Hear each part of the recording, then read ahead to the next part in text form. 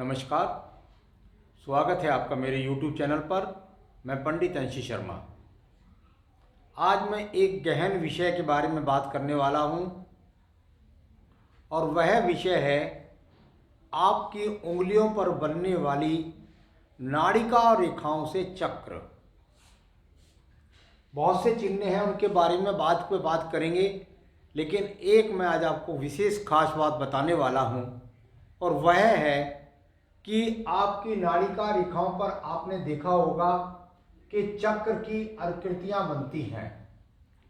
यह चक्र की आकृतियां आपके पर्वतों पर भी आपको दिखाई देंगी, बहती हुई सी। इसे अच्छे नौजवान युवक नंगी आंखों से देख सकते हैं। थोड़े से उम्रदार व्यक्ति थोड़ा सा सूक्ष्मदर्शी के द्वारा देख सकते हैं। यह चिन्ह यहाँ पर उंगलियों के प्रथम पोर पर मिलते हैं और इस चिन्ह के बारे में जिसके बारे में मैं बात कर रहा हूं वह है चक्र। अगर हस्तरेखा विज्ञान के अंदर नाड़िका रेखाओं में प्रथम स्थान किसी को प्राप्त है तो वह है चक्र। चक्र वह ग्रहण शक्ति है जिसके द्वारा आपको जिस उंगली पर यह चक्र मिलता है वह आपके जीवन में क्या क्या लाभ देता है, इसको मैं आपको क्रम से बताऊंगा। परंतु बहुत सारे जो लोग अभ्यस्त नहीं हैं, जो सही रूप से हस्तरेखा विज्ञान के बारे में नहीं जानते हैं, वह बहुत खुश होते हैं कि हमारे हाथ के अंदर चक्र है। हाथ के अंदर चक्र होने पर भी क्यों नहीं मिल रहा लाभ, इस बात को समझना होगा। यहाँ पर आज मैं आपको बताने वाला हूँ कि हाथ के अंदर जो चक्र होते हैं वह दो प्रकार के होते हैं। चक्र उल्टे घूमने वाले, चक्र सीधे घूमने वाले। उल्टे हाथ, अगर यदि आपके हाथ के अंदर उल्टा चक्र बना है तो फिर आपको वो चक्र बना या ना बना बेकार ही है। अगर सीधा चक्र बना है तो निश्चित रूप से उसका लाभ आपके जीवन में होता है। यहाँ पर इसको समझाने के लिए मैं आपको यहाँ कुछ उदाहरण देने का प्रयास करता हूँ। सबसे पहले तो ध्यान रखिएगा कि यदि हम चक्र की बात कर रहे हैं तो हमको ये बात ध्यान रखनी चाहिए कि ये स्वास्तिक का चिन्ह है और स्वास्तिक के चिन्ह को यदि आप बनाएंगे तो इसको यदि बढ़ते क्रम में बनाते हैं तो ये इस प्रकार से घूम रहा है। एक स्वास्तिक यहाँ पर यदि आप देखेंगे और ये अपने आप में यदि आपको किसी के घर के बाहर लगा हुआ, किसी बच्चे के द्वारा लगा हुआ मिल जाता है तो आप समझ जाते हैं कि ये चक्र जो ये स्वास्तिक का जो चिन्ह है वह व्यक्ति ने गलत बनाया हुआ है। आपको खुद ही अशुभ लगेगा देखने में कि ये सही तरीके से नहीं बनाया हुआ। इसी चीज को मैं आज आपको बता रहा हूं कि इस क्रम के अंदर, ये समझाने के लिए लिखा मैंने, ये क्रम है। अगर बढ़ते क्रम में चक्र आपके हाथ के अंदर है तो ये लाभ वाला चक्र किस प्रकार का होता है। इस चक्र में यहाँ पर मैंने जो रिवर्स चक्र बनाए हुए हैं, नहीं समझ में आ रहा हो, नहीं स्पष्ट दिख रहा हो, या राइट में बना रखे हैं यहाँ बढ़ते क्रम में, इसको मैं स्पष्ट रूप से आपको यहाँ पर बताने का प्रयास करता हूँ। यहाँ पर देखिएगा, यहाँ मैंने आपसे कहा कि स्वास्तिक इस तरफ को घूमता है, यानी ये अगर इसकी बढ़ते क्रम की अगर विकृति देखी जाएगी तो यह चक्र इस प्रकार से आपको घूमता हुआ नजर आएगा। यहाँ पर हाथ के अंदर थोड़ा सा उंगलियों में छोटा होता है, यहाँ बड़े रूप में आपको समझाने के लिए मैं इसको यहाँ पर बना रहा हूँ।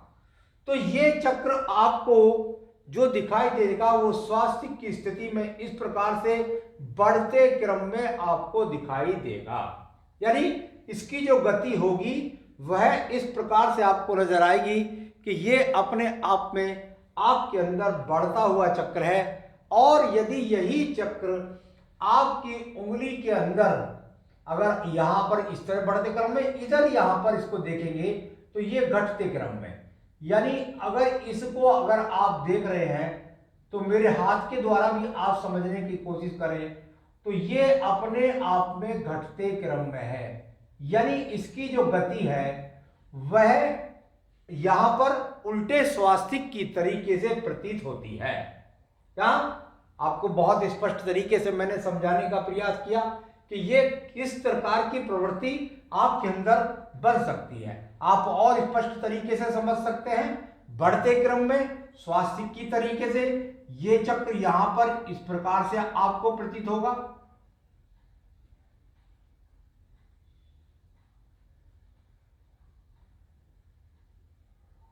और ये यहां पर अगर उल्टा घूम रहा है तो इस प्रकार से यदि देखेंगे तो ये आपके चक्र हाथ के अंदर है, लेकिन ये चक्र आपका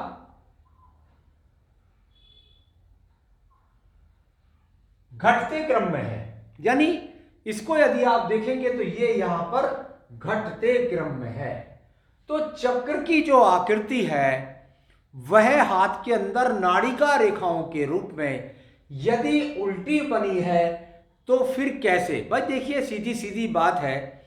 यदि आप किसी मोटर के अगर उसको पानी आपको जमीन से निकालना है तो उसके चक्र होते हैं, और वह चक्र जब सही रूप से ग्रहण निकलते हैं तो वो फिर जल निकालते हैं पृथ्वी से। लेकिन यदि उल्टे चक्र डल जाए तो वो मोटर फूक जाती है। उसी प्रकार से व्यक्ति के हाथ के अंदर यदि यह प्रवृत्ति है, यदि यह अपने आप में सीधे चक्र हैं, तो उसकी ग्रहण शक्ति जो यहां पर बृहस्पति पर्व से संबंधित है उस चीजों के अंदर यदि यहां पर आड़ी तिरछी रेखाएं या काटने वाली रेखाएं, इसका भी ध्यान रखना होगा। यहां पर ये आड़ी तिरछी रेखाएं काटने वाली नहीं होनी चाहिए, अवरोध के रास्ते नहीं होने चाहिए, तो फिंगर बिल्कुल स्पष्ट होनी चाहिए। और यदि ये चक्र यहां पर है तो निश्चित रूप से जो बृहस्पति कारक है, बुद्धि है, ज्ञान है, नौकरी है, अच्छी भाषा शैली है, भगवान भजन पूजन करना है, संबंधियों से प्रेम संबंध रखता है, बच्चों को प्यार करता है, भाषा शैली मधुर होती है। यानी बृहस्पति कारक धन का कारक और धन की उन्नति मिलती है। इसी प्रकार शनि का पर्व है, यदि यह होगा और यहां पर कोई आड़ी तिरछी रेखाएं नहीं है या काले चिन्ह नहीं है तो निश्चित रूप से जो शनि कारक तत्व है उनकी व्यक्ति बहुत अच्छी ग्रहण शक्ति प्राप्त करता है। यानी कुल मिलाकर धन भी अच्छा होगा, स्वास्थ्य भी अच्छा होगा, सोच भी अच्छी होगी और लंबी आयु को प्राप्त करते हैं। तीसरा पर्व यहाँ सूर्य का है, इस पर भी यदि सूर्य, तो यहां पर यदि उल्टे हो गए, ये दोनों बृहस्पति उल्टे हो गए, यानी इनके चक्र यदि उल्टे घूमने लगे तो इसकी प्रवृत्ति उल्टी हो जाएगी, लड़ेगा, झगड़ेगा, उन्नति तरक्की नहीं करेगा। बृहस्पति बता रहा है जो शनि का है धनहीनता का सामना करेगा व्यक्ति, यदि सही स्पष्ट भी है और चक्र उल्टा है तो धनहीनता का सामना करेगा, व्यापार सही नहीं चलेगा, जो शनि कारक तत्व है उनसे भारी नुकसान का सामना करना पड़ेगा।